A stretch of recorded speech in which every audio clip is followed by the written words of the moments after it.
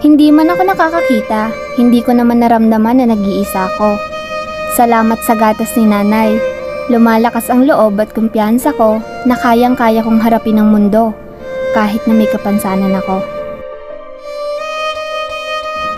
Ang sakit isipin na ang koneksyon na matagal natin binuo ay nawala ng parang bula. Nangungulila ako sa mga panahong ayos pa tayong dalawa. Magiging ayos pa ba? May babalik pa ba ang panahon na tayo masaya? Malaya sa alitan kung saan maaari tayong umasa sa suporta ng isa't isa. I didn't know that in a blink of an eye, I would no longer see the beauty of the world. I know she didn't do it on purpose, but I can't accept it. I guess it takes time.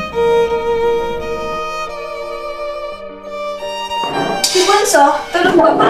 Nako, gising na. Hindi maganda ang gising.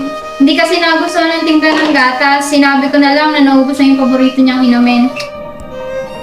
I used to take care of Abby by preparing her milk, but I find myself yearning for her to recognize that I was the one who made it.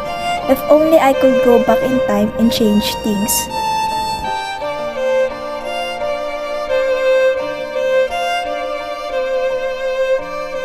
Hindi ko mapaliwanag pero ramdam ko.